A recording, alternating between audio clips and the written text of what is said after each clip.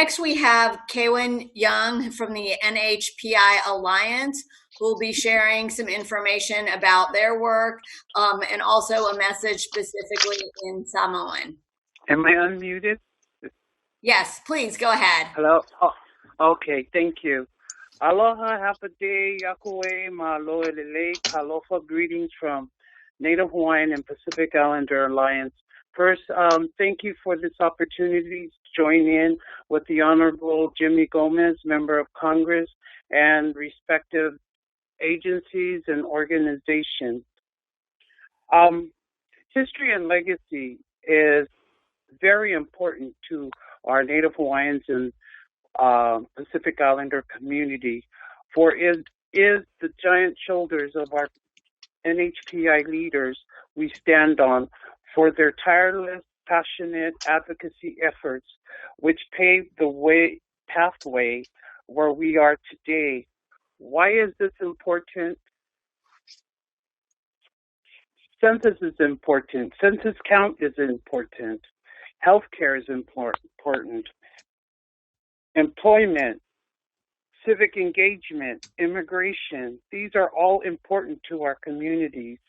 So we come together as one to mobilize our community-based organization leaders, our faith-based leaders, our community advocates, educators, cultural and social groups, our elders, especially our young generation, to shape the future of our people for the next 10 years. And of course, you know, as a hard to count, hard to reach, and a minority of a minority population, of course we have to work extra harder on the census count, because we do want a full and accurate count. So our communities, not only in the state of California, but we share all over across the U.S. as well as Hawaii.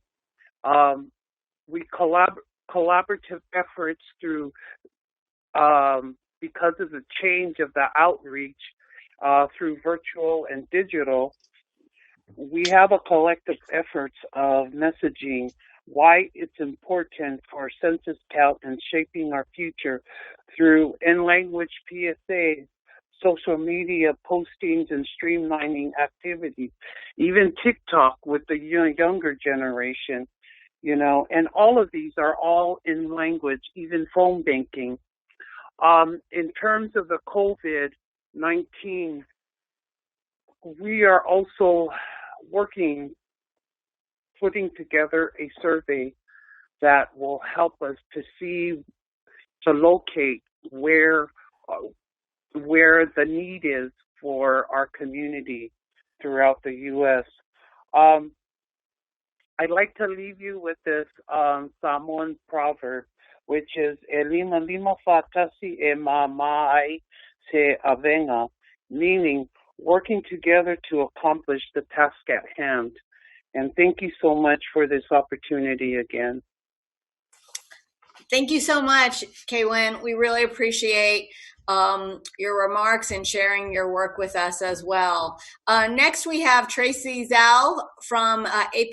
Great. So my name is Tracy Zhao. I work at API Equality LA as the Executive Director, and I use she and her pronouns. API Equality LA is an API and LGBTQ organization based in Los Angeles. We're working to make sure that API LGBTQ people are counted in the 2020 census. Although the census does not explicitly ask about gender identity or sexual orientation, we know that LGBTQ people exist within all populations, including the API community, and that we are undercounted and underserved.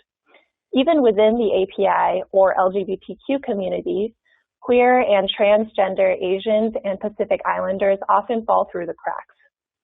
We see this through the exclusion of a sexual orientation question on the census. On the 2020 census, there is an option to identify as part of a same-sex couple, but not an option to mark your sexual orientation. Ensuring that same-sex couples are counted will provide reliable data on the number of same-sex couple households.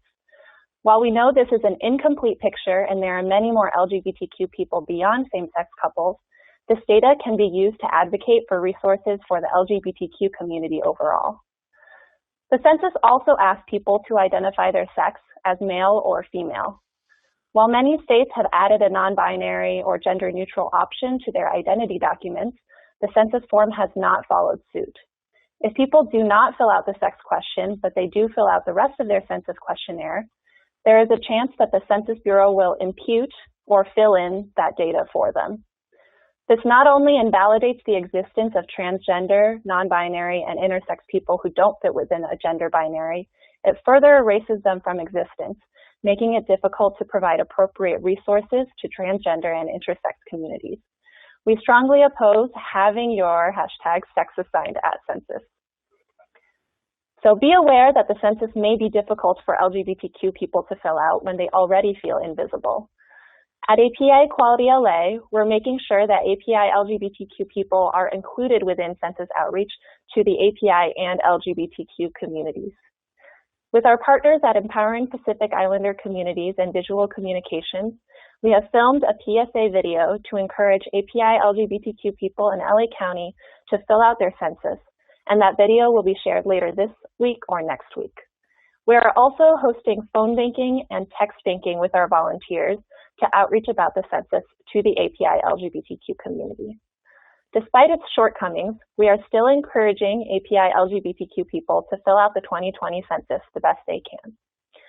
While we have had to switch a lot of our in-person outreach and events from in-person to online due to COVID, we are finding creative ways to connect with our community members remotely and online.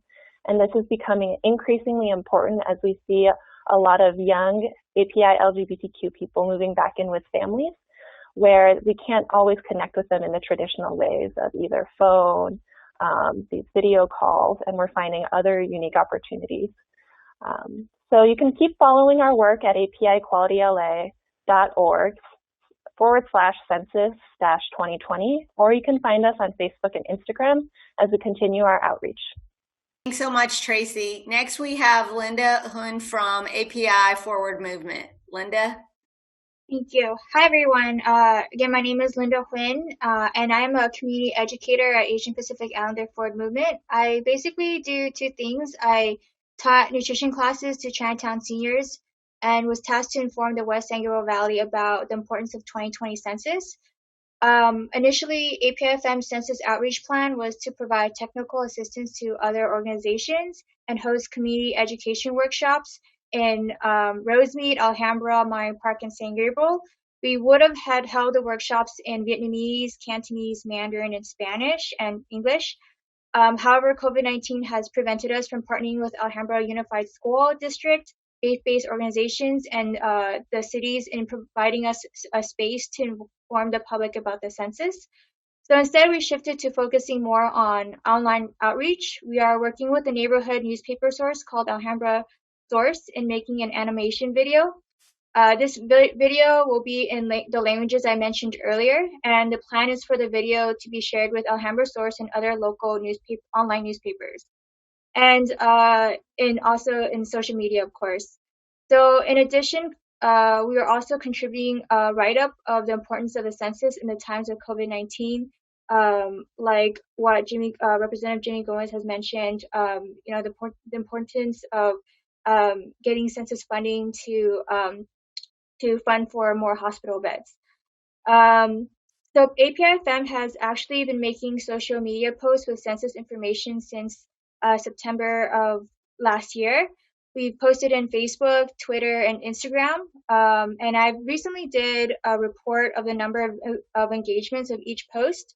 And I found some really interesting results. I found that we had the most views with photos of actual people that looked like us that had representation versus pictures of drawings, like, for example, like an outline of the United States map, and then it says hashtag 2020 census.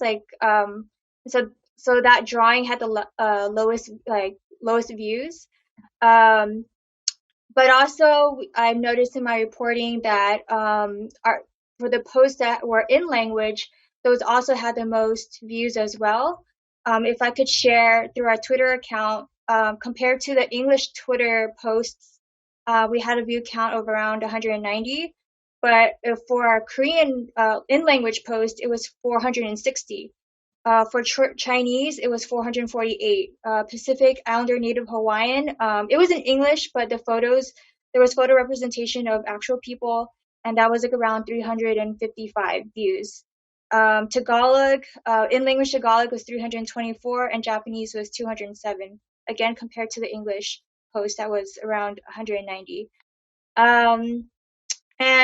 Although my nutrition classes in Chinatown are now canceled, I still make weekly calls to my seniors every week to check how they are, but also reminding them about the census.